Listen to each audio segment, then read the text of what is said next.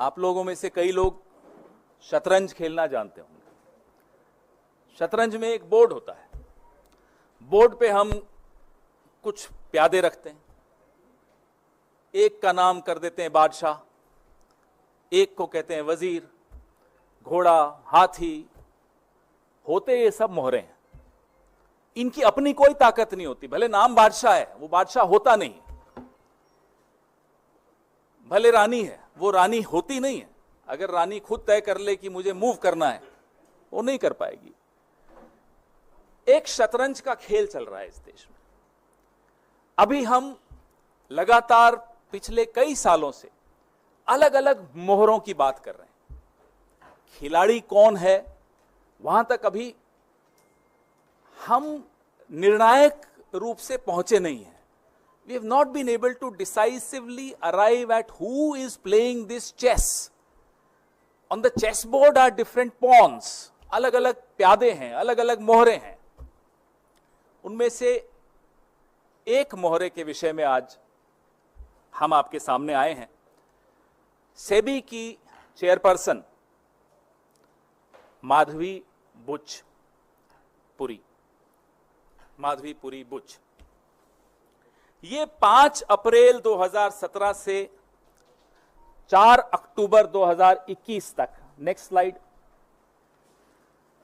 आप जैसा देख पा रहे हैं, ये मेंबर थी, whole time member of SEBI. और उसके बाद ये चेयरपर्सन बनी सेबी की 2 मार्च 2022 को। The dates are right there in front of you, the dates on which she was whole time member and the date on which she was appointed chairperson of SEBI. Very important dates. और सेबी एक regulator है। सेबी का role, जो उसकी भूमिका है, वो middle class, हम सब जो पैसा लगाते हैं मार्केट में, उस मार्केट को रेगुलेट करने की भूमिका सेबी की है, बहुत महत्वपूर्ण भूमिका है। और सेबी की चेयरपर्सन को कौन अपॉइंट करता है? सेबी की चेयरपर्सन को ये 2 महानुभाव आपके सामने हैं, अपॉइंटमेंट्स कमिटी ऑफ कैबिनेट, प्रधानमंत्री और हमारे देश के गृह मंत्री श्री अमित शाह। ये सेबी की चेयरपर्सन को अपॉइंट करने की जो एसीसी है, ये उसमें ये 2 सदस्य हैं, मतलब यही लोग अपॉइंट करते हैं। अभी तक हम लोगों ने, भले वो हिंडनबर्ग रिपोर्ट हो या और कई कॉन्फ्लिक्ट ऑफ इंटरेस्ट जो सेबी की जो भूमिका सेबी की चेयरपर्सन की रही है, उस पर हमने कई बार चर्चा की।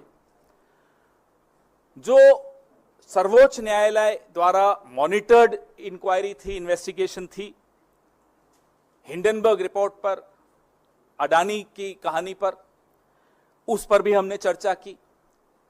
लेकिन इससे ऊपर, इससे कहीं हटकर, इससे कहीं भयानक भूमिका सेबी की चेयरपर्सन की मैं आपको बताना चाहूंगा। सबसे पहले मैं अपने साथियों को बोलूंगा, अगली स्लाइड पर आएं। यह पहली इरेगुलरिटी, यह पहला गैर कानूनी काम, आप सब तनख्वाह लेते हैं, मुझे लगता है एक ही जगह से लेते होंगे।